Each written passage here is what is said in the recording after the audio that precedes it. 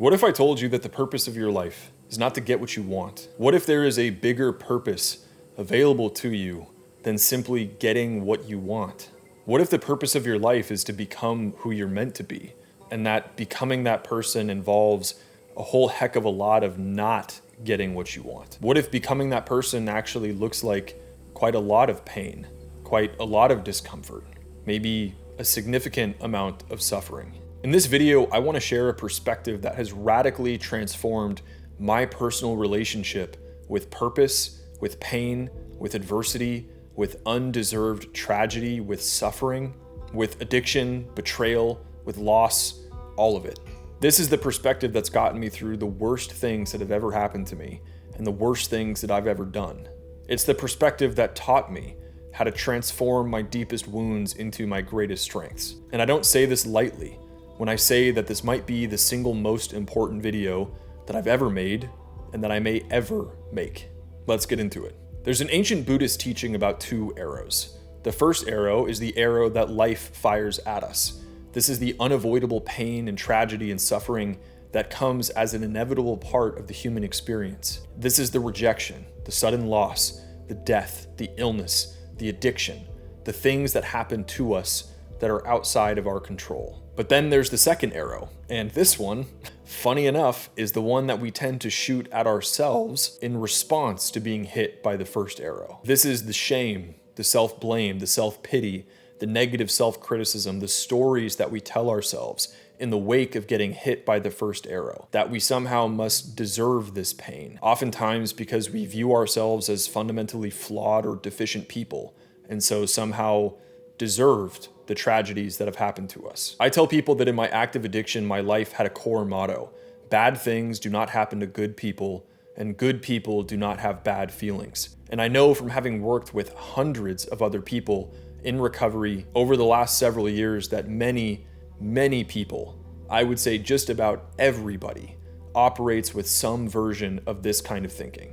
And now think about how cruel that mindset is, that every time that I experienced pain, every time that I had a bad feeling, that I failed, that I made a mistake, every time something went wrong in my life that wasn't my responsibility or fault at all, this mindset turned it into just further evidence that I was a bad, deficient person. I was ensuring in the way that I was responding that I wasn't just suffering. I was also adding another layer on top of that, of suffering my suffering. In my pornography addiction, it wasn't just the addiction itself and the consequences that tormented me. It was also the belief that somehow my struggles meant I was a morally deficient, unworthy person, that the ways in which I was falling short were evidence that I was unworthy of love or connection, that I was just fundamentally broken, that I would never be good enough until I changed. When relationships failed in my life, it was never just the heartbreak that I had to deal with, or the grief, or the loss. It was also the crippling story that this mindset would build around it, around this conviction that I had that this failed because of me, and not because of something that I did, but because of who I am, that I deserve to be left.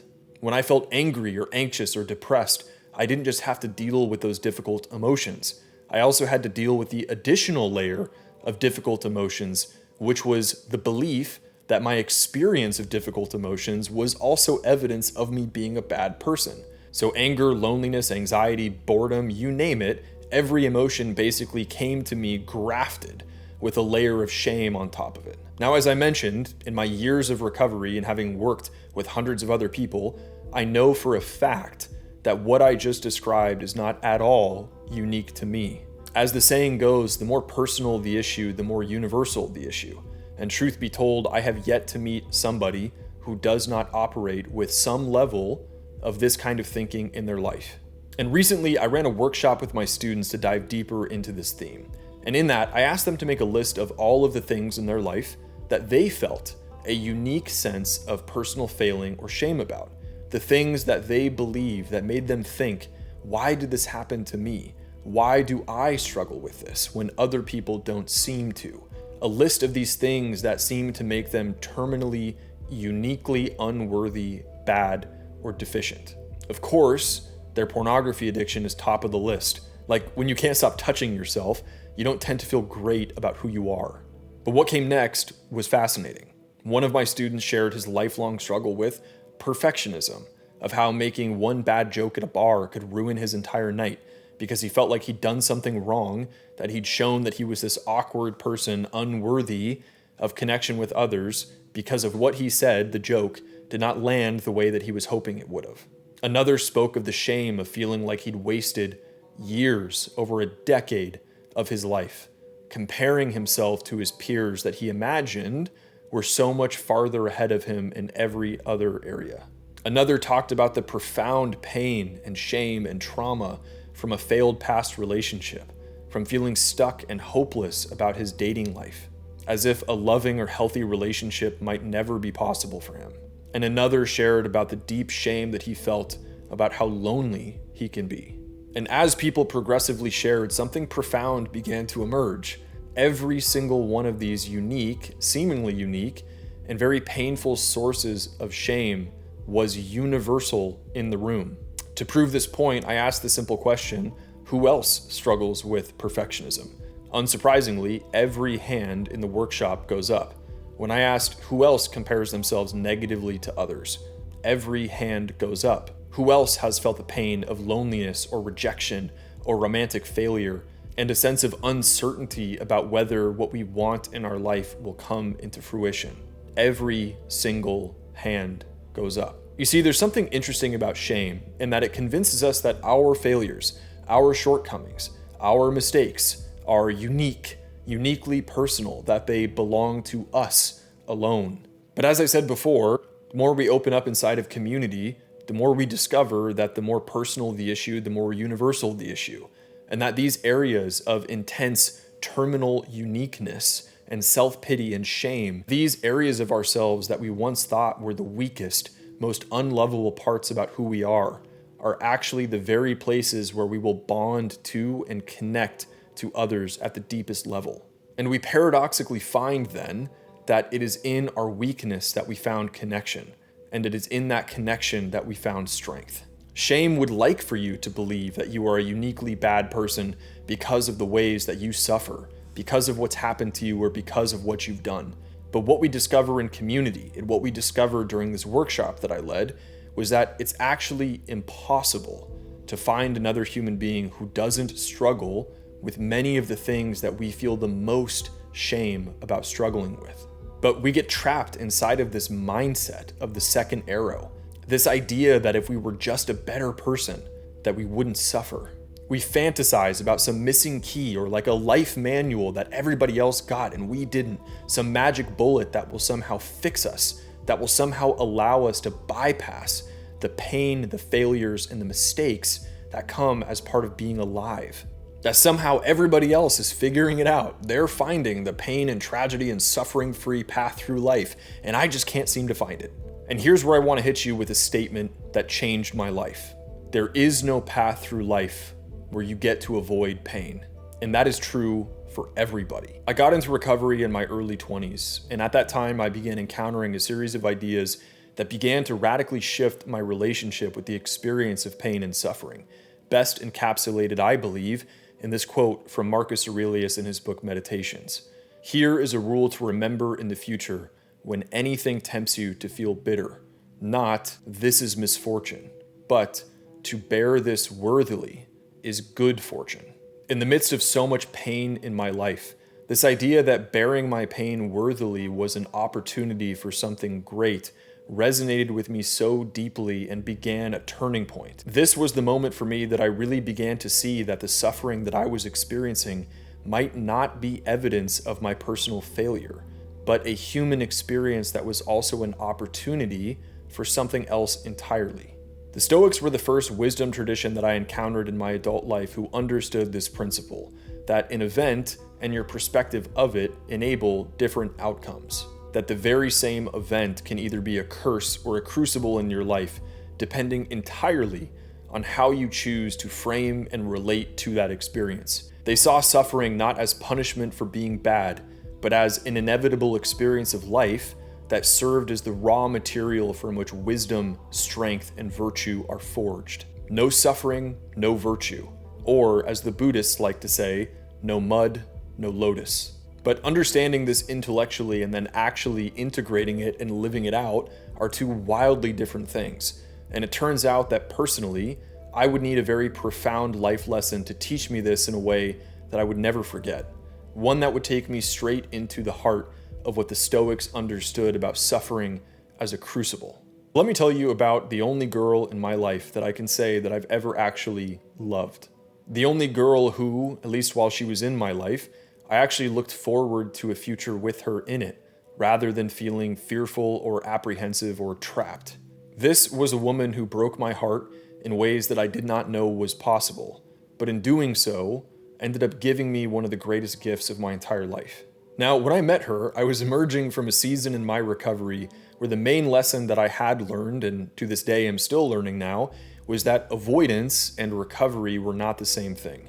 I was in a cycle where I was largely avoiding dating or getting into a relationship out of this idea that I somehow needed to wait to be perfectly healed before I was worthy of being in a relationship or worthy of connection. And I remember that I was outside in my backyard one day in prayer, and I suddenly had this thought pop into my mind, or I would say a realization that occurred with sudden and dramatic force, that I could either suffer the pain of pursuing and getting into a relationship, of making mistakes, and of failing and of risking rejection, or I could suffer the pain of being alone. And coming right on the heels of that was another profound realization, or insight of sorts, that pushed me firmly into the realm of relationships, which was this: the idea that God does not call the equipped, but God equips the called. Another way to say this, in the way that naturally occurred for me word for word in my head at the time, was that God or life or whatever word works for you will not heal me in preparation for life, but rather that God will heal me through the very act of living itself. A principle that I firmly believe to be true regardless of your conception of God. Shortly after these two realizations, I ended up having one of the most profound and symbolic dreams that I've ever had in my entire life. Very much related to the situation that's about to follow, and honestly is a dream that was so crazy that it deserves a video of its own. Because it's probably the only time in my life where I had a dream which told me exactly what was about to happen in my life. But we'll save that for another video. Within about 2 weeks of this realization, a new employee began to work at the gym that I attended. And this girl, let's call her Maria, was beautiful. Like, I noticed this girl from the parking lot before I ever walked through the doors. And when I did enter the lobby, oh my gosh, this girl was beautiful. She had this big beaming smile. She was like vibrant and full of life. One of these people where you can tell that in every environment that she's in, she kind of just makes people feel better. It's probably the only time in my life that I can say that I walked into a room and instantly upon seeing somebody, something inside of me kind of knew. And eventually I ended up striking up a conversation with her, and our connection was immediate and intense. It was the kind where hours literally felt like minutes, where we would get together, meeting up, intending only to spend like 2 hours together and end up spending 10. She was the most loving person that I'd ever met in my life. She had this unique ability to dig down into me, to find what was good and what was lovable, and to reflect it back to me in a way that utterly reduced me to tears. For the first time in my life, I knew what it was like to be fully seen and to be fully loved. And not the desperate, grasping neediness that I had mistaken for love before, but something deeper and more real, something spiritual, true intimacy, true connection.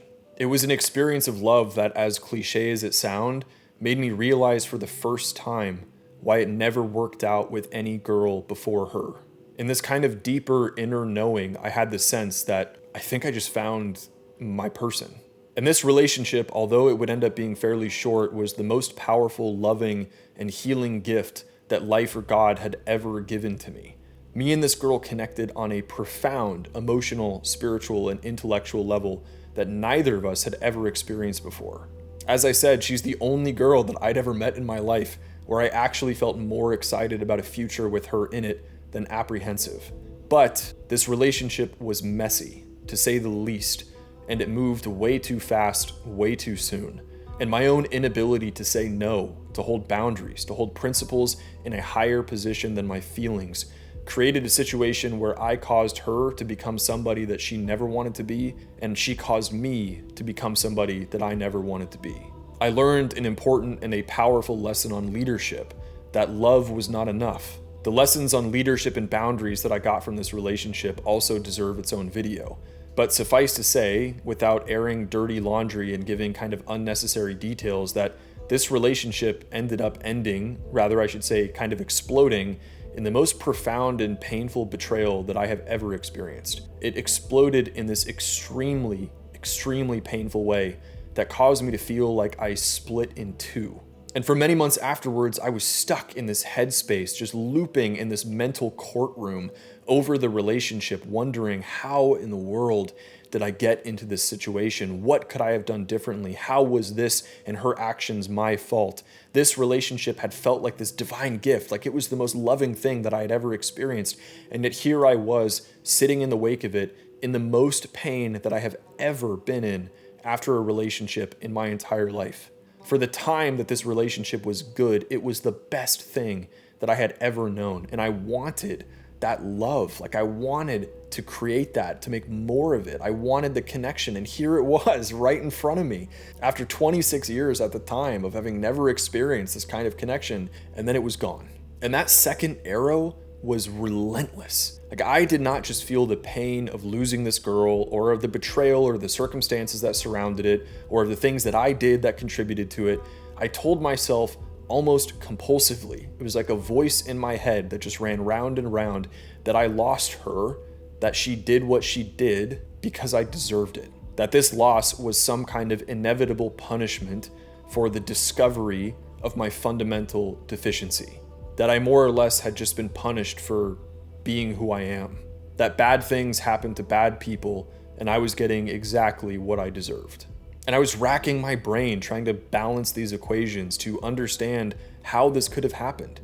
Like, how could I love somebody so much and then have it end up like this? And then one day I came across a TikTok. Quite the place to find life-changing, profound wisdom, and yet there I was. I came across a TikTok of a man talking about his very painful divorce. In the video, he was talking about the experience of falling in love with his then wife and watching how his love had literally healed this woman and vice versa. And he was describing the pain that he was going through that was so similar to what I was experiencing. And he told a story about how in prayer, in desperate pain, he was crying out to God in his room, asking these same questions. How could this have happened? How could I have loved this person so much and have them do this to me? How could I have poured out everything that I had into this girl? How could I watch my love heal her and then this is what she did to me? How could I love somebody so much and then have them hurt me like this? And then he describes feeling with this sudden sense of utter clarity, like God had slapped him back in the face with this sentence. But I thought you asked me to show you how to love like me. And that statement hit me like a lightning bolt, like full stop. My entire mind went quiet. That spiritual perspective just cracked open something inside of me like I don't think anything else in my life has ever done before. Now, regardless of whether or not you're a Christian, I hope you can appreciate the way in which the Christian narrative portrays the nature of divine love. The story of Christ, and especially of the crucifixion, is a story about the nature of divine love. And it's not one which escapes betrayal or pain or abandonment or undeserved tragic suffering. It's actually about a love that walks right into it, that includes it, and that transforms it and then redeems it. And I sat there in the wake of this TikTok that had just turned my world inside out, and I asked myself one of the most powerful questions that has ever popped into my mind, and it was this: what if the purpose of my life was not to get what I want? What if there is a purpose for my life that is bigger than what I want? What if the purpose of my life is to become something more than what I am now, who I could be, maybe even who I'm meant to be? What if this experience that I'm having right now was actually an opportunity laid at my feet to receive something far more valuable than the relationship, which is a heart transformed into a higher love through the acceptance of the suffering that I was experiencing, through the ability to love someone who had hurt me and who I felt had betrayed me. After all, what is the higher love? The love that only loves people when it's easy? That only loves people when we are treated well? Or the love that can love somebody even who hurts you? Or the love that can still love and forgive somebody who betrayed you? The love that can learn how to love even the most unlovable parts of life? How can your love grow if you only love people when it's easy? How does your capacity for compassion expand if you only offer it to those who have never hurt you? You see, in that moment, sitting there in the wake of this TikTok, I had a sudden realization that the purpose of my life was not to get what I want. The purpose of my life was to grow in love. That a life devoted to love was in fact the only thing which could transform the pain and suffering that I was experiencing into something meaningful. I realized that the pain of this perceived betrayal that I had been going through was not punishment. All of a sudden, it became curriculum. It was, to me, something that God had turned into the exact assignment, the exact experience that I needed in order to learn how to love and forgive somebody who had hurt me deeply, and to love and forgive somebody that I felt had betrayed me. And in that moment, the entire relationship and the entire experience that I was going through transformed. It was no longer a story about little old me who had apparently been betrayed or hurt, who didn't get what he deserved, or who didn't get what he wanted, or who deserved what he got. All of a sudden, it wasn't a story about what I had lost. It became a story about the opportunity for me to become something higher, to become a more loving person, to bear this worthily. It was, to me, God giving me the exact assignment that would allow me to really learn what it meant to love people for who they are. The experience that would allow me to develop the kind of love in my heart that could finally hold space for human frailty, for human mistakes, and for the pain that we cause each other. The kind that says, I see your brokenness, and I forgive you, and I choose to love you anyway. Now, some of you may see part of where this is going, but I want to point something out here.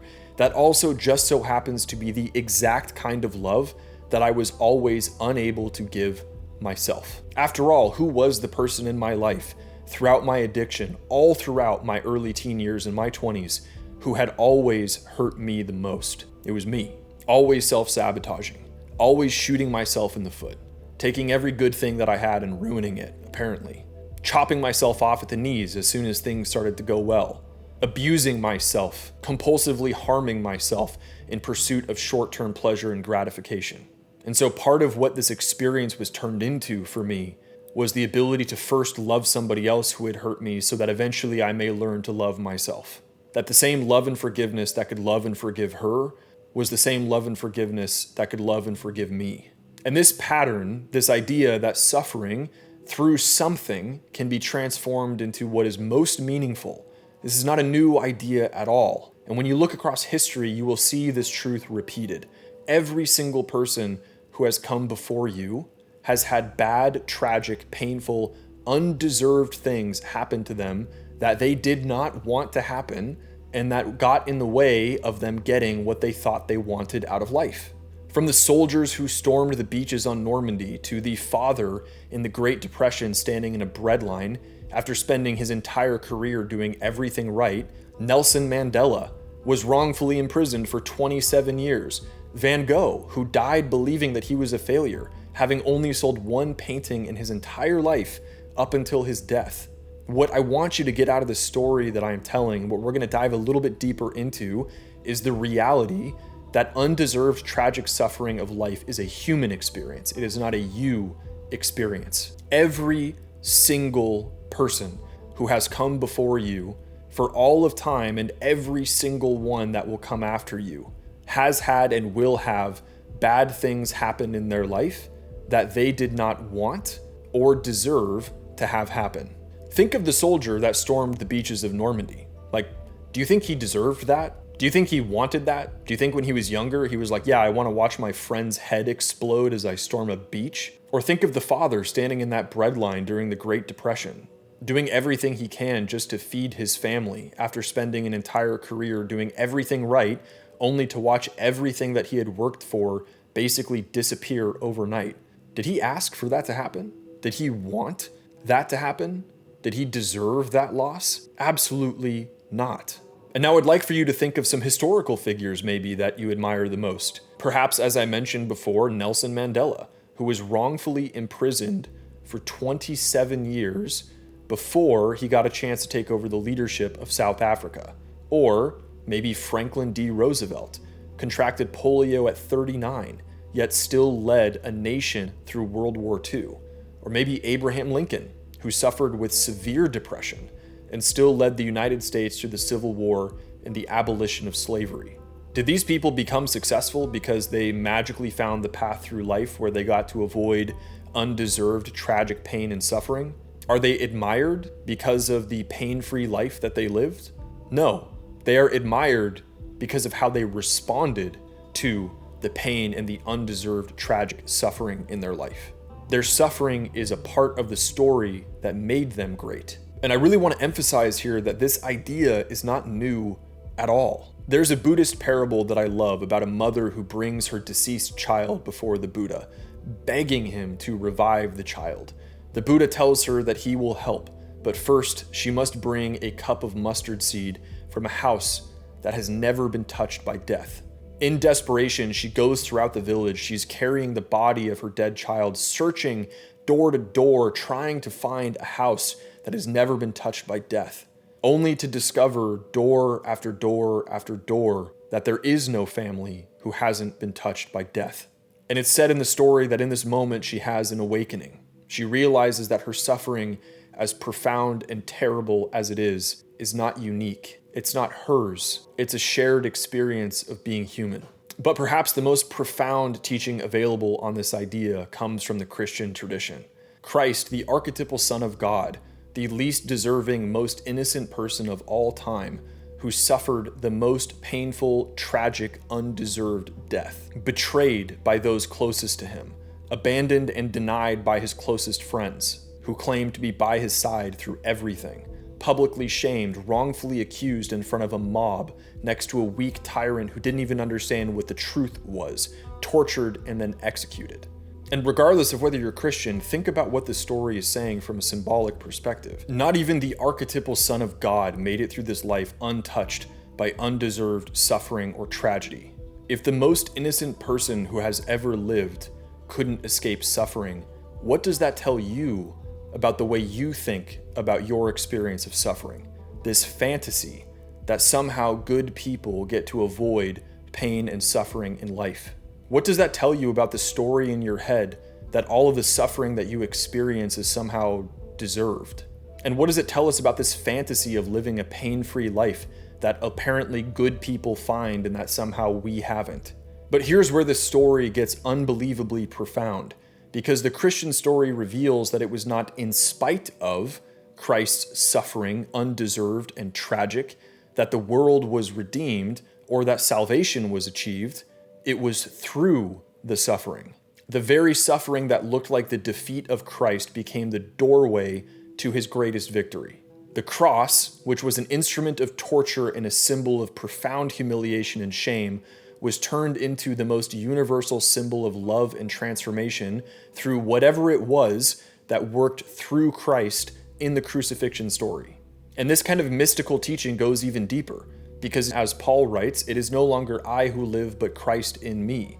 The Christian story or the Christian claim is that whatever moved through Christ on the cross, that moved into that suffering and redeemed it, is alive in you.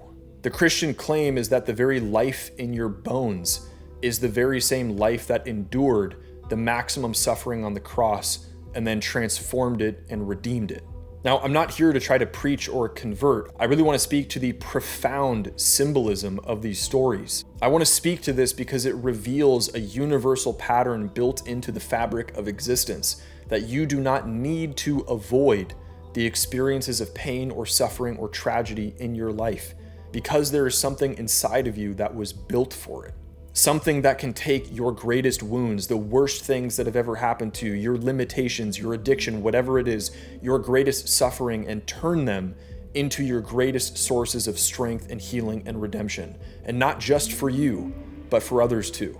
That there is a part of you that was made for the absurdity, the tragedy, the challenges, the adversity, the suffering, and the pain that is an inevitable part of life. You do not need to find the path of zero pain through life because there's something inside of you that can handle the pain that is coming.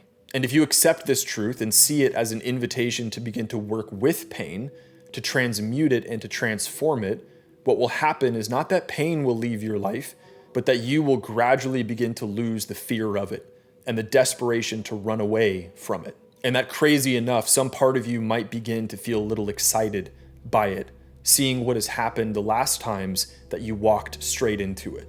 Over the course of my recovery journey, I have still gotten rejected. I have still at times felt unworthy and inadequate, but I have learned to turn that feeling into fuel for connection, for growth, for service, for purpose, rather than as fuel for shame and self-hatred. And I promise you that when you overcome some of your deepest pain and your deepest wounds, and then you make the decision to turn around and to help somebody else who is farther behind you in life, your suffering will be redeemed. You will experience a transcendent meaning in the midst of your suffering. When you realize that the story of your deepest darkness can become a source of infinite light for somebody else, then the pain doesn't need to go away. It just gets transformed into your purpose. And so in the midst of the pain and the self-pity and the why did this happen to me, getting through the suffering and the pain that we experience begins with dropping the second arrow. It begins with this profound realization that you are not a bad or broken person because you suffer. That suffering, the tragedy and the pain, it befalls all of us. This comes with the realization that when you are hurting, it's okay for you to be hurting. When you are struggling, it's okay for you to be struggling. You are simply a human being having a human experience. And so I want to leave you not with advice, but with a question, or rather a series of questions. The same questions that transformed my relationship with pain. What if there was a part of you, inside of you, that was made for such times, that could only be revealed through such times? What if the struggles you face, the pain you carry, and the suffering that you have endured or that you are enduring, what if those are not evidence of your failure, but the exact curriculum that you need to become who you could be? What if the purpose of your life is not to get what you want, but to become who you could be? And that becoming that person is going to look a lot like not getting what you want all the time. How would the things that have happened to you in your life change if you viewed them through the lens that your purpose in life is to grow in love? And a lot of what that looks like is not being able to avoid loss or pain or suffering or tragedy. And what if that doesn't matter? Because there's a part of you that was made for it. And so I invite you to sit with that and to let the ideas that I've discussed with you today in this video work on you. Because the moment that you shift from seeing the pain and the suffering and the tragedy and the personal failures in your life as deserved or some kind of punishment, and into seeing it as an opportunity for you to become who you could be, to grow towards your purpose, not as something that took you away from it, everything will begin to change. This is the shift. I want you to run the experiment of looking at the pain and the events of your life, what has tragically happened to you or what you've done, through the perspective that your purpose in life was not to get what you want, but to grow in love and to see what happens. As Holocaust survivor and psychotherapist Viktor Frankl so famously wrote, "Those who have a why can bear almost any how." And when your pain becomes a source of your purpose, it is no longer a burden to carry. In that moment, it stops becoming a prison and it starts becoming a teacher. It stops becoming something that's holding your life back and it starts becoming fuel that moves your life forwards. And I promise you that even if you do not feel like it in this very moment, that there is a part of you that was made for such times. You can and you will get through whatever you're going through. You don't need to go around it. You don't need for it to have never happened. You don't need to escape the pain that you feel right now, because the greatest gold that you could ever find in your life is going to come on the other side of you going straight through it. I promise you that. I hope you got some value out of this video, and as usual, I'll see you in the next one.